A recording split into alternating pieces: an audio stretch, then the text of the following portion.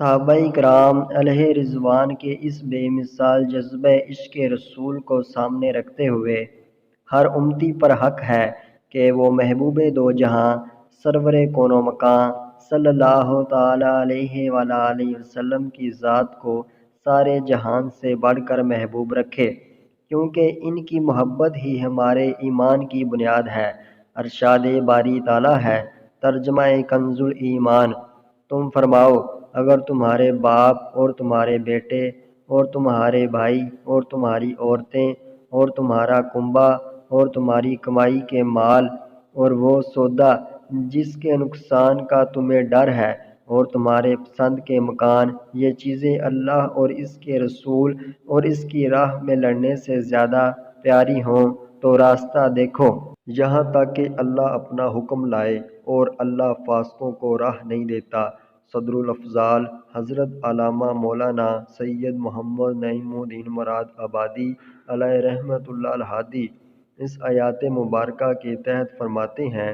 دین کے محفوظ رکھنے کے لیے دنیا کی مشقت مسلمان کو برداشت کرنا لازم ہے، اور اللہ عز و جل اور اس کے رسول صلی اللہ تعالیٰ علیہ وآلہ وسلم کی اطاعت کے مقابل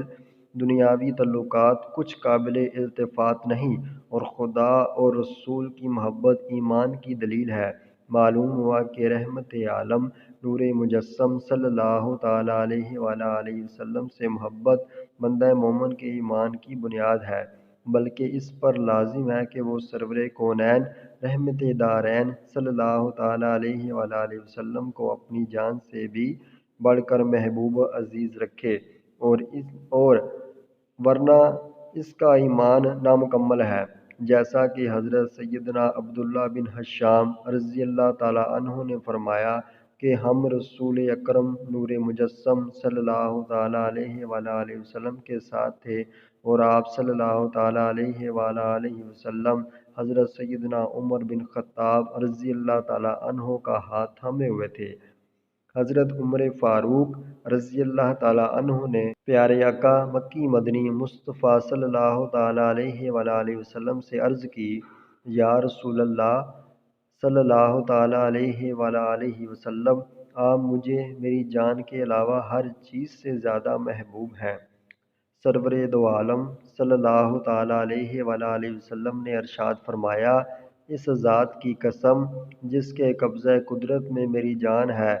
جب تک میں تمہارے نزدیک تمہاری جان سے بھی زیادہ محبوب نہ ہو جاؤں، اس وقت تک تمہارا ایمان کامل نہیں ہو سکتا۔ حضرت فاروق اعظم رضی اللہ تعالیٰ عنہ نے عرض کی، اللہ کی قسم، اب آپ مجھے